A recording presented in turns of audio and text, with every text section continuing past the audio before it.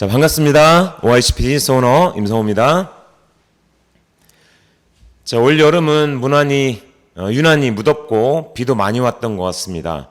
안 갈 것 같던 여름이 이제 거의 물러가고 아침 저녁으로 선선하고요. 너무 좋습니다. 그래서 올 가을에는 좋은 일들 많이 있으시고요. 비즈니스 성장도 멋지게 만들어 가시면 좋을 것 같습니다. 자, 오늘 제가 준비한 강의 내용은요. 아는 것과 안다고 착각하는 것. 자, 이 두 가지를 구분할 줄 아는 능력이라는 주제로 함께 또 배워보는 시간 갖도록 하겠습니다. 이게 메타인지죠. 교육학, 특히 심리학에서 굉장히 중요하게 쓰이는 이론이기도 하고요. 오늘 이 주제 가지고 한번 함께 시간을 보내보도록 하겠습니다. 자, 먼저 그 유튜브에 재밌는 영상이 있어서 또 제가 말씀드리려고 하는 교육 내용과도 조금 연결되는 부분이 있어서 요 재밌는 영상 짧은 거 하나 보시고 이어가도록 하겠습니다. 초코파이 아홉. 몇 개 들어있다고?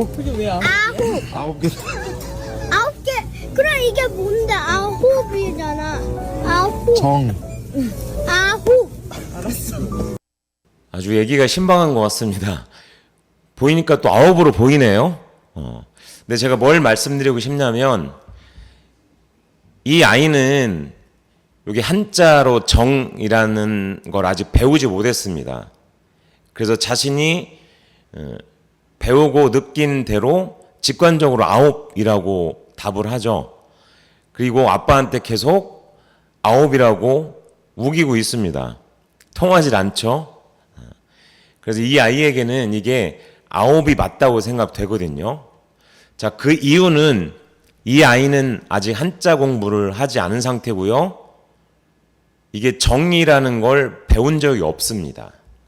그래서 본인이 보여지는 대로 아홉이라고 얘기하고 있고 아빠에게 아홉이라고 계속 이제 우기고 있죠.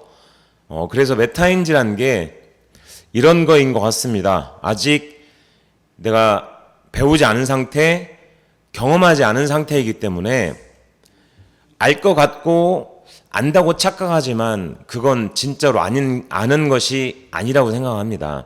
그래서 우리가 PSC 과정도 마찬가지고요. PSTC 과정, 또 그리고 소그룹 미팅이나 또 팀, 또 리더분과 하는 미팅에서 우리는 모든 미팅에서 스피치를 계속 트레이닝 하죠. 자, 스피치는 나를 알리는 일이기도 하지만 우리가 우리 머릿속에 갖고 있는 생각들을 말로 전환해내는 그런 훈련을 하는 가장 중요한 과정이 바로 또 스피치라고 말씀드릴 수 있겠습니다. 가끔 우리가 어떤 단어를 떠올리면 그냥 알 것 같지만 사실 그걸 말로 표현해보는 과정을 거치면 내가 정확히 알고 있는 게 아니었구나. 자, 그런 거를 느끼는 때가 많이 있는 것 같습니다. 자, 그래서 고정 마인드셋과 성장 마인드셋 조금 더 알아보는 시간 갖도록 하겠습니다. 자, 이 책은 그 캐럴 드웨이라는 교수가 쓴 책이고요. 마인드셋, 전 세계적으로 엄청난 베스트셀러였죠. 자, 이 책의 후반부에서 한 장으로 정리하고 있는 표가 있습니다. 몇 가지 그 목록에 의해서 고정 마인드셋과 성장 마인드셋을 딱 우리가 알기 쉽게 정리해 놓은 표가 있는데요. 자, 일단 기본 전제는 고정 마인드셋은 지능과 성격은 타고났고 변할 수 없다는 거, 변하지 않는다는 기본 전제를 갖고 있고요. 성장 마인드셋은 지능과 성격은 노력한다면 변할 수 있다고, 얼마든지 노력과 어떤 시간과 그런 열정을 투자하면 변화시킬 수 있다는 생각이고요. 자, 욕구는 고정 마인드셋은요, 남에게 똑똑하게 보이고 싶어 하는 욕구. 자, 성장 마인드셋은 더 많이 배우고 싶다. 도전 앞에서 고정 마인드셋은 잘할 수 있는 것만 합니다. 그리고 실패 시 타인에게 비춰지는 이미지 손상 때문에 도전을 피하죠. 그리고 성장 마인드셋은 자신을 성장시키는 과정이고 초석이라고 생각합니다. 도전이. 자, 실패 앞에서는 고정 마인드셋은 자아의 위협을 느끼고 불가항력, 어찌할 수 없는 것이라고 생각하고요. 자, 성장 마인드셋은 성장을 위한 과정일 뿐이고요. 맞서 싸우고 실패로 더 많은 것을 배우고 성장합니다. 노력에 대해서는 고정 마인드셋은 노력의 가치를 하찮게 여기고 깎아내립니다. 노력해도 소용없다고 생각합니다. 왜? 이미 다 결정되고 고정돼 있기 때문이라고 생각하기 때문입니다. 자, 그리고 성장 마인드셋은 노력의 가치를 매우 높게 평가해 주고요. 완성을 위한 도구로 여기고, 자, 비판에 대해서는 고정 마인드셋은 존재의 상처를 입고 무시당하고 자기 비관적입니다.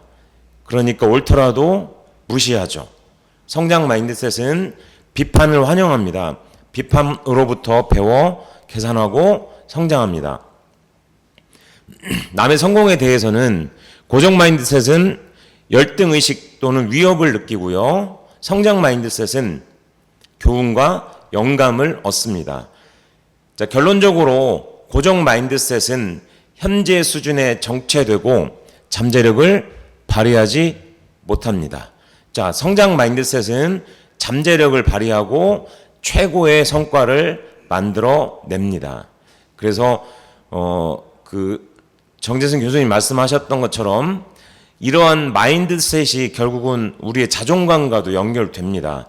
그래서 우리는 어떻게 우리의 마음가짐, 자, 모든 것을 대할 때 어떠한 마음가짐과 가능성을 열어놓고 잠재력을 꺼내 쓸 수 있냐 없냐에 따라서 결과는 많이 달라진다는 그 사실을 우리 마인드셋을 통해서 좀 배울 수 있었고요. 자, 그래서 메타인지는 아는 것과 내가 안다고 착각하는 것을 구분할 수 있는 능력. 자, 메타인지를 가장 정확하게 우리가 이해한 상태를 한마디로 정의한다면 설명할 수 있냐? 설명할 수 없냐? 그래서 설명할 수 없다면 우리는 모르는 것입니다. 그러니까 안다고 착각하는 상태죠. 자, PSC 때 배우셨던 거 한번 떠올려 보시면, 자, 네트워크 마케팅에 세대별 변천사가 있습니다. 1960년에서 70년까지는 방문 판매 형태로, 70년에서 80년 사이는 다단계 판매 형태로, 80년에서 90년 사이는 네트워크 마케팅으로, 또 90년에서 2000년 요 10년 상간에 초고속 성장기를 맞이합니다. 자, 초고속 성장기를 맞이했던 가장 근본적인 원인을 제공했던 게 네트워크 마케팅의 5가지 개념이 정립되고 그것을 많은 시작 단계에 있는 분들에게 교육을 통해서 정리되고 가르쳤기 때문이라고 얘기합니다. 그래서 네트워크 마케팅의 5가지 개념은, 첫 번째는 나로부터 시작되는 내 사업이고요. 자, 두 번째 개념이 교육 사업이죠. 가르치고 배우는 교육 사업입니다. 그래서 네트워크 마케팅이 성장하는데 가장 베이스에 중요한 건 교육이라고 생각을 하고요. 자, 그래서 학습 조직을 만들어야 된다는 말씀 계속 드리고 있죠. 결국 그래서 학습 효율성의 피라미드, 현재 슬라이드에 보시는 것 좀 보시면요, 우리가 학습할 때 교육 효과를 이렇게 퍼센테이지로 나눠보면 듣는 건 5%밖에 되지 않습니다. 읽는 건 10%. 자, 교육 효과가 가장 높은 90%에 해당되는 학습 효율이 가장 높은 건 서로 설명하기. 서로 설명하기. 자, 내가 알고 있는 단어들, 문장들을 상대에게 설명했을 때 가장 학습 효율이 높더라는 거죠. 그래서 유대인들의 학습 방법이 하브루타이기도 하죠. 도서관에 갔더니, 자, 우리의 상식으로는 도서관에 가면 매우 조용하죠. 그리고 조금의 어떤 소리가 나도 남에게 피해를 주기 때문에 책장 넘기는 소리도요, 조심스럽게 넘깁니다.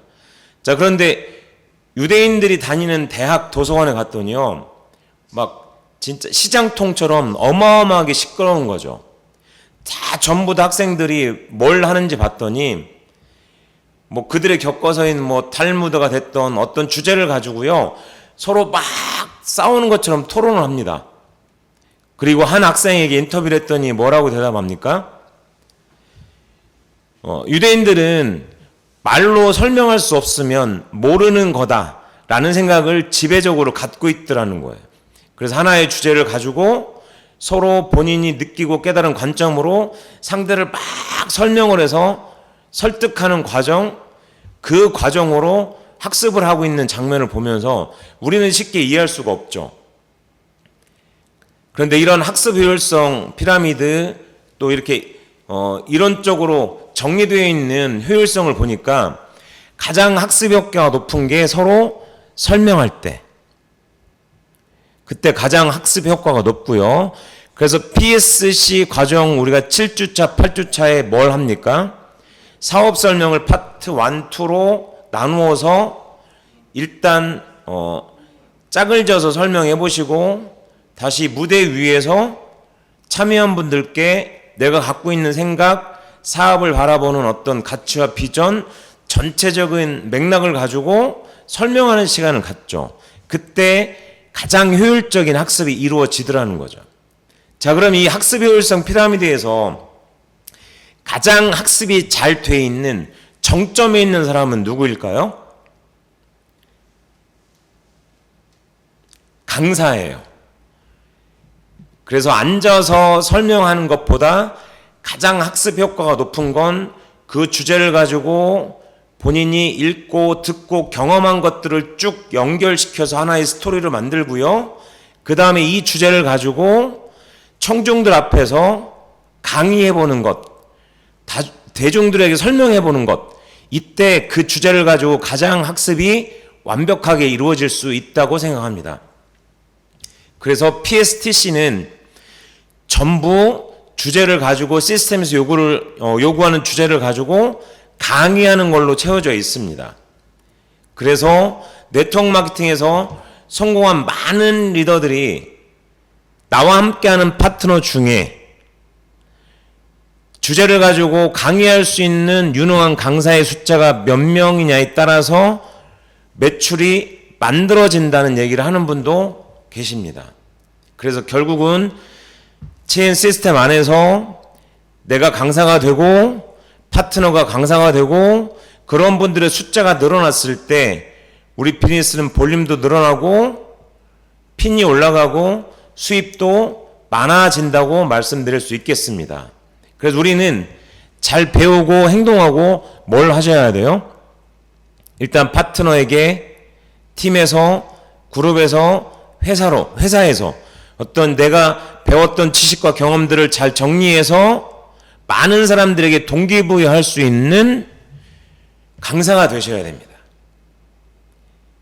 그래서 간혹 가다가 나는 전혀 알지도 못하는 분인데 우리가 큰 행사장에 가면 사장님 강의 듣고 리더님 강의 듣고 강사님 강의 듣고 내가 제품을 잘 쓰게 됐고 체험이 나왔고 이 사업을 결단하게 됐고 감사합니다 라는 말씀을 들을 때가 종종 있으실 거예요. 그래서 체인에서 회사는 물론이고요 그룹과 팀에서 정말 내가 많은 분들에게 전달하고 가르치는 강사가 되겠다는 그런 꿈도 가지신다면 지금 우리가 진행하고 있는 비즈니스에서 조금 한 차원 더 성장된 그런 비즈니스로 갈 수 있지 않을까 생각이 됩니다. 자, 모르는 것을 아는 척하는 것도 위험할 수 있죠. 하지만 진짜 위험한 건요, 내가 모르고 있다는 것조차 모르고 있다는 거예요. 위험하죠? 그래서 먼저 정확한 개념을 파악하고 자기 설명할 수 있어야 됩니다. 스스로에게 설명할 수 있어야 되고 그게 납득이 되고 이해가 됐을 때 타인에게 설명이 이루어질 수 있겠죠. 마치 우리가 자기 후원 통해서 타인 후원이 이루어지듯이 자기 설명이 돼야 타인에게도 설명할 수 있겠죠. 자, 그리고 모든 분야도 마찬가지지만 특히 우리 네트워크 마케팅 분야는 우리 자신도 마찬가지지만 함께하는 파트너분들이 의식화와 신념화되는 과정이 필요하다고 생각합니다. 자, 의식화는 자신의 삶을 주도적으로 이끌 수 있게 하는 것이에요. 그래서 무언가 생각하고 생각해서 깨달아가는 과정. 그래서 의식화가 되었다는 건 그 분야나 그 일에서 필요한 생각과 언어를 잘 습득해 나가는 과정. 그리고 개인이 의식화되고 또 이 개인들이 모여서 집단이 되죠. 그리고 집단 의식화, 우리 집단 지성이라고 하죠. 그래서 한 목소리가 나고 하나의 비전으로 뭔가 많은 사람들이 긍정적인 꿈과 목표를 향해서 달려가는 그런 어떤 의식화된 조직. 성장할 수밖에 없겠죠. 자, 그 다음은 신념화입니다. 자, 말씀드렸던 것처럼 의식화를 통해서 우리 개인의 생각과 언어가 정립되고 이걸 계속 반복적으로 말하고 외쳐서 만들어가는 과정이 신념화입니다. 그래서 삶의 방향, 꿈이죠.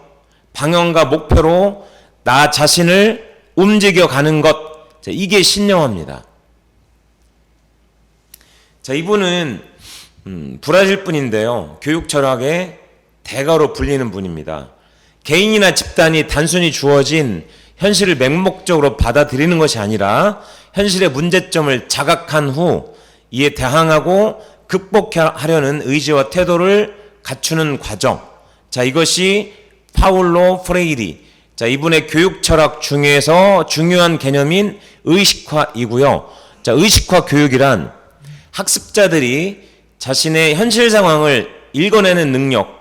자, 우리가 현실 점검을 통해서 현재의 나의 정확한 위치, 좌표를 인식하고 인정하는 과정. 이게 현실 점검이라는 말씀드렸죠. 읽어낸 능력과 스스로 변화할 수 있도록 도와나가는 과정. 교육을 통해서요. 그래서 개인적 차원을 넘어 집단의 의식화, 집단지성을 통해서 집단의 변화를 추구해 나가는 것. 자, 이게 의식화 교육의 목적이라고 말씀드릴 수 있겠고요. 이분이 쓰신 책은 어려운 사람들을 더 나은 길로 이끌어 주는 건 배움, 교육밖에 없다는 거죠. 그래서 삶을 바꿔야 진짜 교육이다. 그래서 부자빠의 비닐스쿨에 숨겨져 있는 네트워크 마케팅 8가지 가치 중에 첫 번째 가치도 삶을 변화시키는 교육 시스템이라고 우리 함께 배우셨죠. 성공의 8단계 책에서도 언급이 되고 있는 내용입니다. 자, 다시 한번 말씀드리면 의식화는 어떤 대상에 대하여 생각하고 깨닫게 하는 것. 자, 네트워크 비즈니스에서 시스템을 복제하라는 말은 의식화 작업을 하라는 것이다. 말씀드렸던 것처럼 네트워크 마케팅에서 요구하는 생각과 언어, 그리고 생각과 언어를 정립시키고 그에 맞는 행동, 이런 것들을 정확하게 인지해 나가는 과정이 이제 의식화 작업입니다. 시스템을 따라서 사업에 성공한 많은 사례들로 검증되고 자, 입증된 것을 우리의 것으로 만드는 작업이 바로 시스템 복제다라고 얘기하고 있죠. 그래서 네트워크 마케팅에서 복제는 너무너무 중요한 개념이에요. 그래서 우리가 함께 배우셨던 네트워크 마케팅의 5가지 개념 중에 마지막 개념도 네트워크 마케팅은 복제다. 그리고 성공의 8단계 마지막 성숙 단계의 8단계 마지막 단계도 복제이고요. 우리가 배우는 시스템의 방법론 중에 추상적인 시스템 6가지 션으로 이루어져 있는 6션의 마지막 션도 두플리케이션 복제입니다. 그래서 복제는 성공의 8단계 마지막에 위치되어 있다고 맨 마지막에 하는 것이 아니라 시작 단계부터 복제가 중요하고 복제를 염두에 두고 항상 비즈니스를 진행해야 된다는 말씀 드립니다. 복제는 어느 날 갑자기 복제해야지 라고 해서 되는 건 아니죠. 그래서 자세와 습관을 잘 다듬고 조율해서 결국은 그것이 복제라고 생각합니다. 그래서 5가지 자세와 5가지 습관. 자, 이걸 계속 반복하다 보면 이제 몸에 익죠? 체득하고 이것을 체화시켜서 어떤 우리 체험 비즈니스의 문화로 만들면, 자, 문화는 하루아침에 만들어지지 않습니다. 오랜 시간과 시행착오가 필요하죠. 그래서 좋은 문화도 나쁜 문화도요, 하루아침에 만들어지는 게 아닙니다. 그래서 우리는 우리와 함께하는 다음 세대에 진행하는 많은 분들께, 파트너분들께 좋은 문화 속에서 성장해 나갈 수 있도록, 자, 그 안내를 해드려야 된다는 말씀 다시 한번 드립니다. 자, 그 다음은 신념하고요. 우리 PSTC의 필독 도서죠. 놓치고 싶지 않은 나의 꿈, 나의 인생. 자, 20세기 초반에 미국을 이끌었던 507명의 어마어마한 성공자분들, 각 분야는 다르지만 어떻게 이분들이 그 분야에서 최고가 되고 어마어마한 부를 축적했는지 나폴레온 힐이라는 분이 20년에 걸쳐서 인터뷰하고 조사했던 내용들이죠. 자, 이 책의 제목이 생각하라 그러면 부자가 된다죠. 자, 우리나라에 1990년대에 번역돼서 지금까지도 엄청나게 판매고와 베스트셀러를 계속 이어가고 있습니다. 여기에는 성공의 13단계가 제시되고 있는데, 그 첫 번째 단계가 소망, 두 번째 단계가 신념입니다. 신념. 그 신념은 나를 움직이는 것이다. 말씀드렸죠? 나의 삶의 방향성, 꿈과 목표로 나를 움직일 수 있도록 하는 것, 그게 신념이라는 말씀 드렸고, 자, 믿음 중에 가장 강력한 믿음은 신념이에요. 근데 믿음이 생겨지는 과정들 보면, 자, 모든 것은 자세에 달려있다라는 책에서 조언해주고 있죠. 자, 믿음이 만들어지는 과정은, 자, 일단 우리가 생각을 하고요, 말이 변화하고, 자, 그러면 믿음이 생깁니다. 믿음이 생기죠. 자, 믿음이 생겼을 때 그 다음에 행동하게 됩니다. 자, 우리가 행동하면 결과가 나오죠. 행동하면 결과가 나옵니다. 그래서 이미 우리가 행동했을 때 어떤 결과가 나오는지는 먼저 진행한 네트워크 마케팅의 선배들이 이미 그 결과치는요, 확률로 증명해놨어요.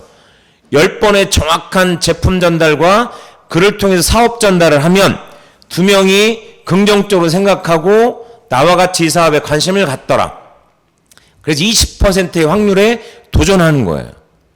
그리고 결과는 걱정하지 마십시오. 10번이라는 정확한 횟수를 진행하시면 20%의 결과는 그건 나오는 거예요.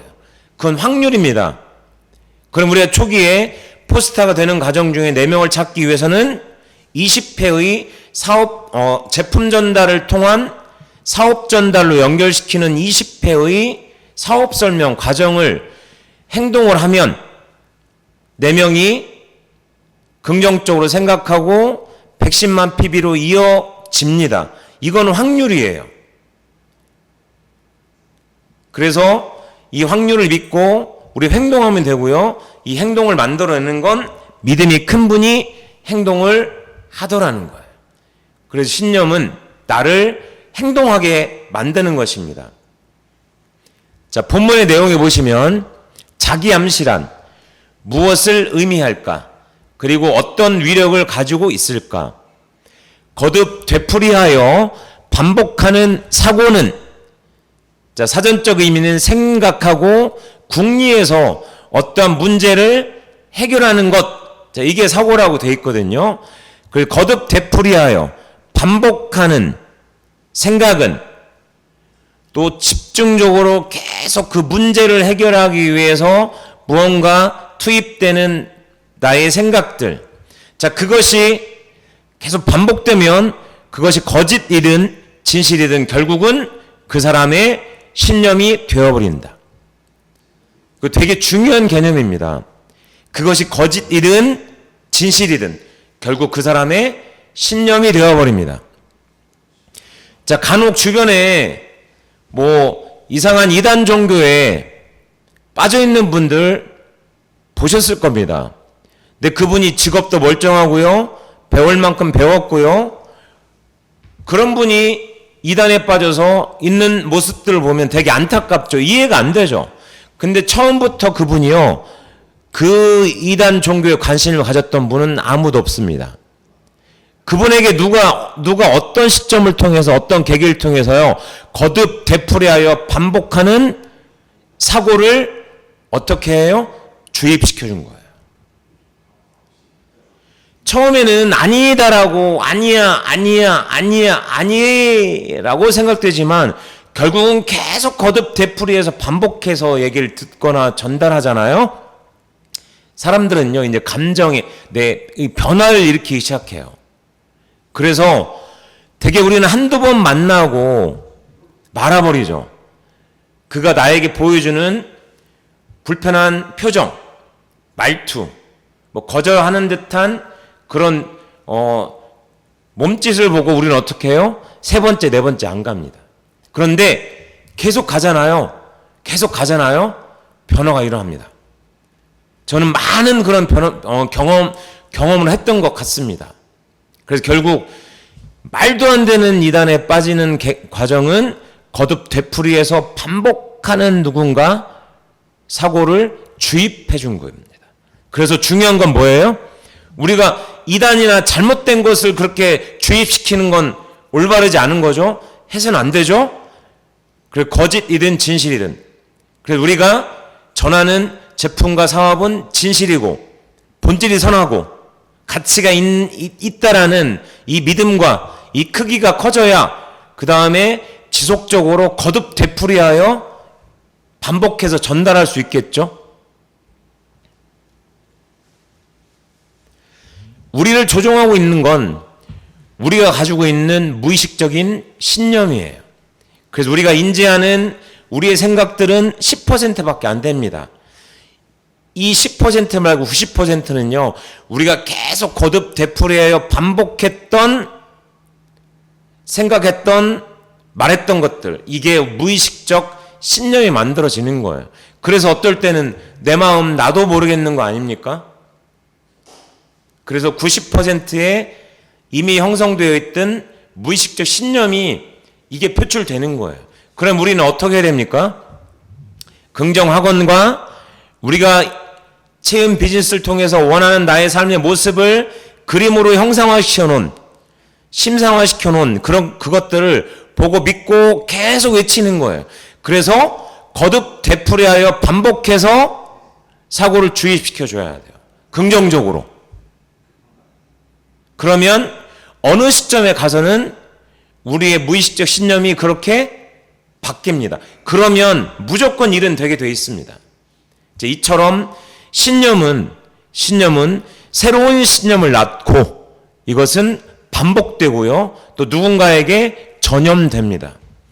그래서 결국 우리가 하는 일들은요, 우리가 보았고 느꼈고 깨달았던 그런 긍정적인 진실된 신념들을 누군가에게 거듭 되풀이하여 반복해서 전달하면서 그도 그러한 나와 같은 변화하고 성장한 삶을 살 수 있도록 우리가 이끌어주는 일들을 해야 됩니다.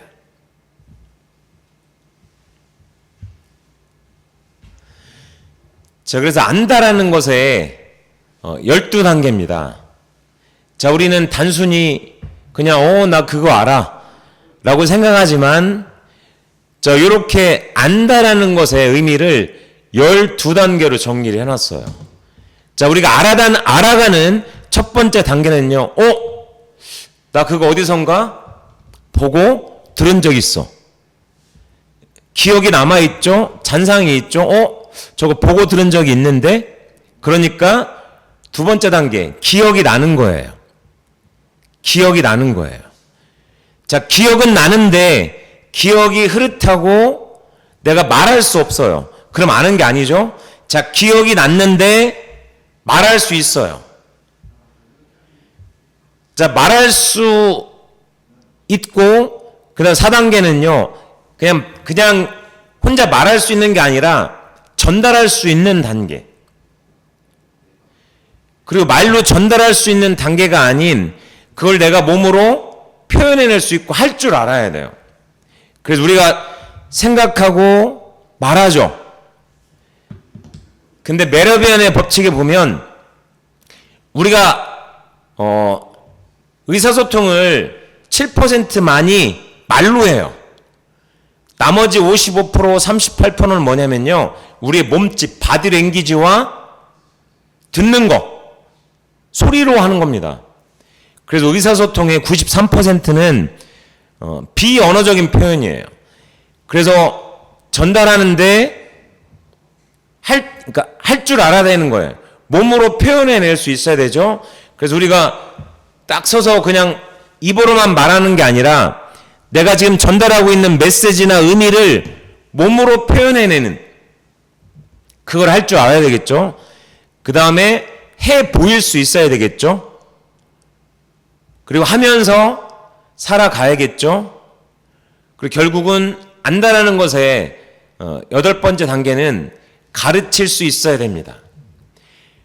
그래서 우리 교육 시스템 3원칙 또 4원칙으로 확대시켜 보면 일단은 첫 단계는 뭐예요? 배운다. 두 번째 단계는 행동한다. 세 번째 단계는 가르친다. 자, 네 번째 단계는 가르치는 분을 다시 가르친다. 결국은 안다라는 것의 중요한 과정은 가르칠 수 있어야 됩니다. 그 다음 9번째는요, 시킬 수 있다예요. 시킬 수 있어야 돼요. 그리고 10번째는 가르치며 산다. 11번째, 평가할 수 있다. 누가 평가할 수 있어요? 이런 10단계 과정을 거칠 수 있는 분이 평가할 수 있게 되죠. 그리고 평가할 수 있다는 의미는 새로운 것을 만들 수 있다. 근데 이게 새로운 것을 만든다고 표현되어 있는데 우리가 복제는 나를 없애는 것이 아니라 재창조해내는 것이라고 말씀드렸죠. 그러니까 창조적 모방을 통해서 전혀 새로운 것을 만들어내는, 발명하는 것이 아니라 있는 것을 다듬고 조율해서 다르게 보이게 할 수 있는 것을 만들 수 있다는 거예요. 자, 우리가 하는 비즈니스는요, 전혀 새로운 생소한 것들을 만들어내는 일들이 아니에요. 기본적인 틀에 이미 다 검증되어 있는 것에 살을 붙여 나가는 과정, 이걸 다듬고 조율한다고 표현하고 있죠. 그런 과정이에요. 그런데 전혀 새로운 것으로 보일 수가 있겠죠. 그래서 안다라는 것에 12단계. 자, 다시 한번 읽어드려 보면, 보고 들은 적이 있다. 기억이 난다. 말할 수 있다. 전달할 수 있다. 할 줄 안다. 해보일 수 있다. 하면서 산다. 가르칠 수 있다. 시킬 수 있다. 가르치며 산다. 평가할 수 있다. 새로운 것을 만들 수 있다. 그래서 우리 복제의 4단계도 있죠. 첫 단계, 알려주고. 잘 알려줘야 되겠죠. 근데 되게 2단계에서 우리가 실수하는 게 뭐냐면, 자칫하면 지적하거나 나무라거나 때에 따라서는 혼나는 것으로 상대는 받아들여질 수 있어요. 그래서 항상 무언가를 알려줄 때는 상대방 입장에서 조금 디테일하게 반복적으로 이해하셨는지 물으면서 요렇게 알려주시고, 그 다음 뭐 하셔야 돼요? 본보이셔야죠. 여기 있죠. 해보일 수 있다. 있죠. 본보이는 거예요. 사장님, 자, 우리가 함께 배웠던 것들을 제 3번 정도 제가 본을 보일 겁니다. 그래서 우리가 2대1 미팅 갈 때 녹음을 하거나 그렇게 해서 그 뒤에 와서 계속 반복적으로 들으시잖아요. 그래서 본 보이는 과정이 필요합니다. 그래서 초기 단계 파트너분과 함께 이렇게 동행을 해서 미팅을 하시거나 할 때는 가급적이면 최선을 다하고 집중해서 배운 대로 진행하실 필요가 있습니다. 그래서 본 보이시고 그 다음 뭐 하셔야 돼요? 시켜보시는 거예요. 시켜보시는 거예요. 저도 마찬가지지만 많은 리더분들이 그런 경험 하셨을 거예요. 전체적 큰 미팅에 와서 파트너분들이 앞자리에 앉아서 고개들 끄덕끄덕 하십니다. 뭐 주무시는 건지 알아들으셨는지 모르지만 끄덕끄덕 하면서 들으세요. 근데 우리는 어떻게 착각해요? 아, 다 아는구나. 알고 계시구나.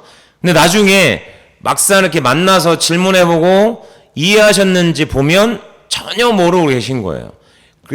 그래서 전체적으로 큰 규모의 미팅일수록 우리가 놓치고 있는 게 뭐냐면 내가 느꼈던 동기부여나 내가 받았던 열정을 함께하는 파트너분들이 다 똑같이 받았을 거라고 생각하시는데 아닐 수 있습니다. 그래서 우리는 항상 미팅이 끝나면 뭘 해야 돼요? 애프터 미팅. 그래서 그분이 똑같이 들었지만 어디까지 느꼈고 뭘 알고 뭘 모르는지를 애프터 미팅을 통해서 짤막한 1분 1분이지만 아 저분이 지금 뭐가 부족하고 뭘 이해하지 못하고 있는지 상대는 그 1분 스피치를 통해서 표현해냅니다. 그래서 미팅이 끝나면 애프터 미팅이 그래서 중요합니다. 이것도 하나의 시켜보는 과정일 수 있거든요. 그래서 4단계 마지막에 뭐 하셔야 돼요? 칭찬해 주셔야죠. 자, 저도 처음에 제 모습 그리고 많은 리더분들이 처음에 시작했을 때 자신의 모습이 있었을 겁니다. 근데 최근에 요즘에 배우는 새로 시작한 분들은 너무너무 훌륭하시더라고요.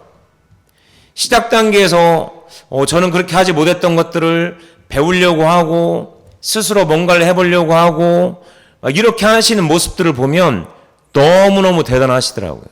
그래서 그 시도와 그 도전하려는 것만으로도 칭찬받아 마땅하죠. 처음부터 다 잘할 수는 없습니다. 그래서 칭찬할 수 없을 때 잠깐 내가 사업을 처음 시작했을 때를 떠올리면 대개는 그렇더라고요. 아, 나보다는 낫다. 그러면 칭찬할 수 있는 그런 용기가 있습니다. 어떤 분 그런 분도 있어요. 칭찬만 해가지고는 안 된다. 지적할 거는 딱 지적해주고 고쳐줘야 된다. 그러실 수도 있지만 그렇게 해서 그분이 고쳐질까요? 안 됩니다. 고쳐지지 않더라고요. 자, 가끔 가다가요. 우리가 밥을 먹다가 우리 입안에 있는 혀도 깨뭅니다.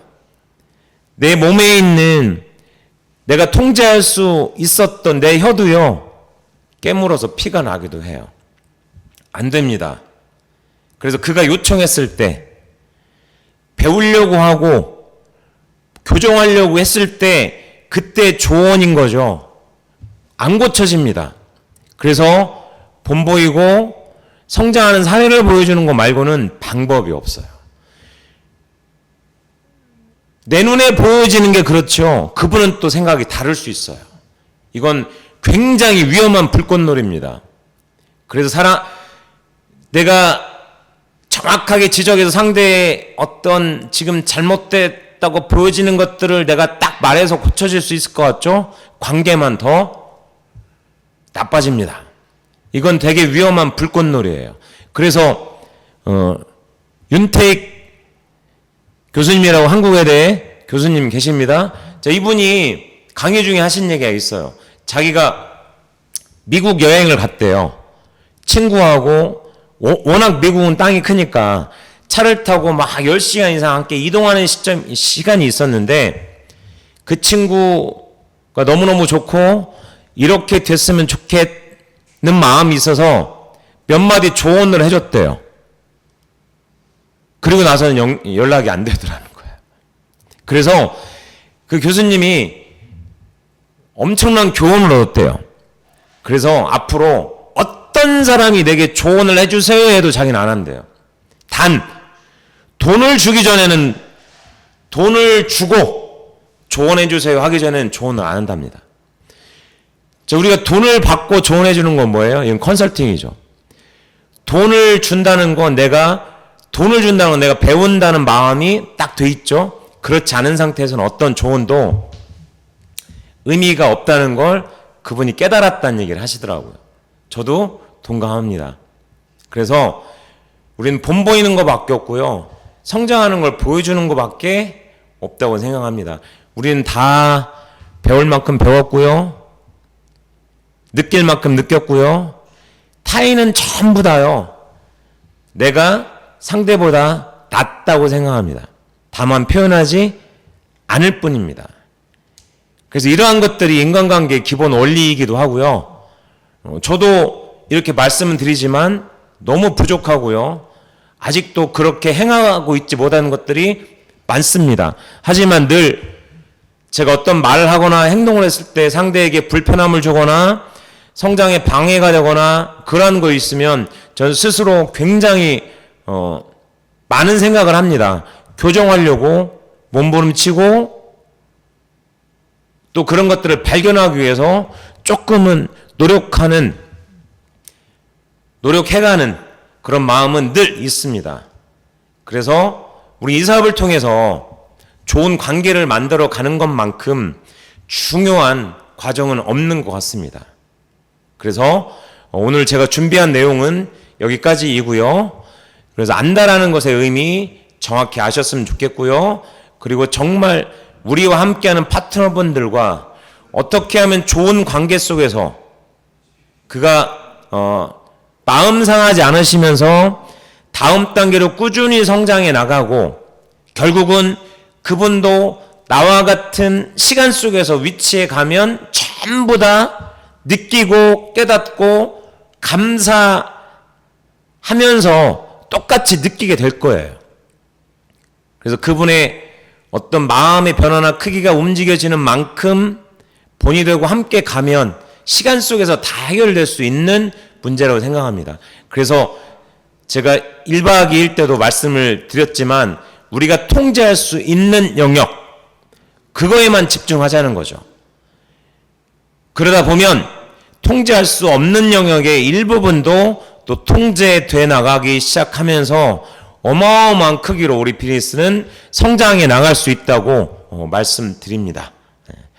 자, 제가 월요일날 아침부터 조금 무거운 말씀 드렸는데 무겁지만 또 함께 생각해 봐야 될 내용들이어서 좀 말씀드렸습니다. 자, 월요일입니다. 활기차게 시작했으면 좋겠습니다. 건강하시고 이동하실 때 항상 운전 조심하시고요. 다음번 또 줌 미팅 때 뵙도록 하겠습니다. 시청해 주셔서 감사합니다.